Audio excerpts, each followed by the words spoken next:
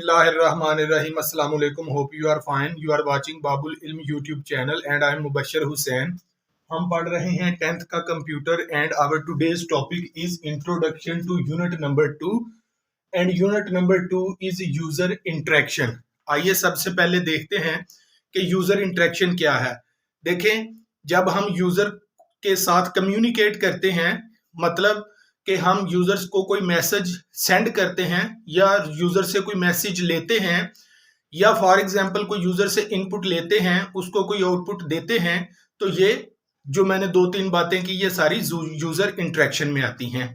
इस चैप्टर में स्टूडेंट जो हैं ये लर्न करेंगे कि यूजर से प्रोग्राम में वैल्यू कैसे लेनी है, जिसको इनपुट कहते हैं। यानी जब एक प्रोग्रामर प्रोग्राम लिखता है तो वो वेरिएबल में खुद से वैल्यू भी दे सकता है या वो वैल्यू यूजर से भी ले सकता है, जिसको इनपुट कहते हैं।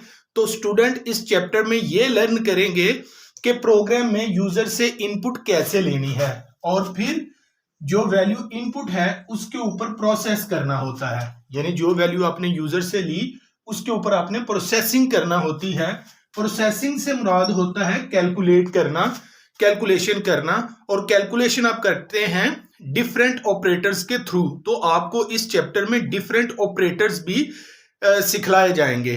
तो सेकंड चैप्टर क्या हुआ? प्रोसेसिंग करना। प्रोसेसिंग से मुराद है कैलकुलेशन करना और कैलकुलेशन थ्रू डिफरेंट ऑपरेटर्स। देखें, जब भी आप प्रोसेस करते हैं, कैलकुलेट करते हैं इनपुट वैल्यू के ऊपर, तो उसका एक फाइनल रिजल्ट आता है। उस फाइनल रिजल्ट को आउटपुट कहते हैं। और स्टूडेंट लर्न करेंगे कि जो प्रोग्राम की आउटपुट है, जो आफ्टर प्रोसेसिंग आई है, उसको यूजर के लिए कैसे डिस्प्ले करना है। तो अगर आप देखें तो आप यूजर से वैल्यू ले रहे हैं, प्रोग्राम के अंदर इनपुट ले रहे हैं यूजर से और यूजर को आउटपुट डिस्प्ले भी कर रहे हैं। तो यही आपकी यूजर के साथ इंटरेक्शन है।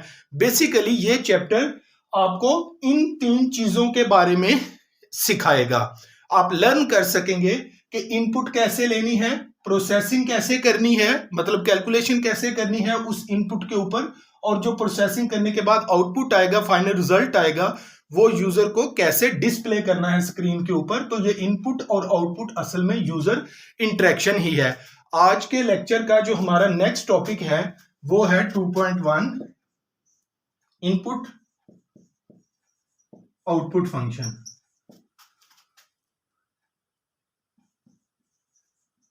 इनपुट आउटपुट फंक्शन, हर जो लैंग्वेज है वो इनपुट या आउटपुट ऑपरेशंस के लिए कुछ कीवर्ड्स प्रोवाइड करती है या आप कह लें कुछ स्टैंडर्ड लाइब्रेरी फंक्शंस प्रोवाइड करती है।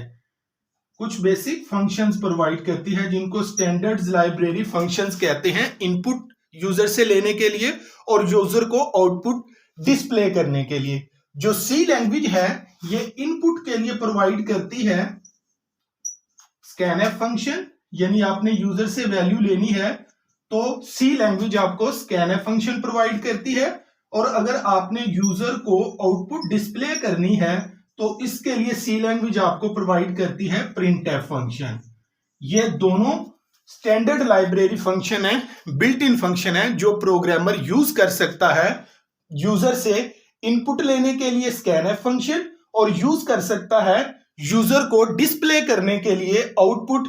तो आउटपुट डिस्प्ले करने के लिए आप यूज कर सकते हैं प्रिंटएफ फंक्शन।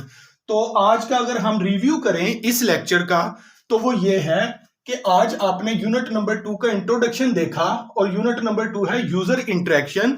आप यूजर से प्रोग्राम में वैल्यू इनपुट ले सकते हैं, उसके ऊपर प्रोसेसिंग कर सकते हैं, मतलब कैलकुलेशन करेंगे इनपुट डाटा के ऊपर, और उसका एक फाइनल रिजल्ट आएगा जिसको आउटपुट कहते हैं।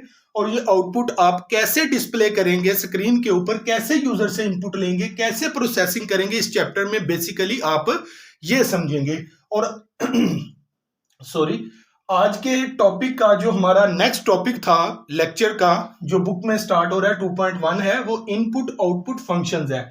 तो हर लैंग्वेज आपको कोई इनपुट लेने के लिए, आउटपुट लेने के लिए प्रोग्राम में कुछ कीवर्ड्स प्रोवाइड करती है या स्टैंडर्ड लाइब्रेरी फंक्शंस प्रोवाइड करती है। तो सी लैंग्वेज इनपुट के लिए स्कैनएफ फंक्शन प्रोवाइड करती है और आउटपुट डिस्प्ले करने के लिए प्रिंट एफ फंक्शन प्रोवाइड करती है। यही आज का हमारा लेक्चर था। आपसे रिक्वेस्ट है हमारे चैनल को सब्सक्राइब कर दें फ्रेंड्स में, वीडियो को ज्यादा से ज्यादा शेयर किया करें, वीडियो पसंद आए तो लाइक करें, कमेंट जरूर किया करें, इससे हमें कॉन्फिडेंस मिलता है।